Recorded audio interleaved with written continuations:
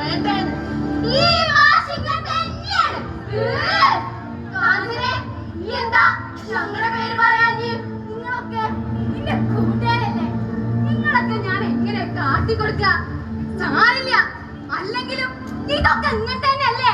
അതൊന്നും സാരില്ല. ഈ നന്നായി പഠിക്കുന്ന കുട്ടിയല്ലേ, പരീക്ഷ നമുക്ക് ഉഷാറാക്കാം. അല്ല പിന്നെ ഈ സെറ്റ് ആവണോ? എല്ലാത്തിനും നമുക്കൊരു വഴി ഉണ്ടാക്കാം. എല്ലാത്തിനും പരിഹാരം നമ്മുടെ അടുത്തുണ്ട്.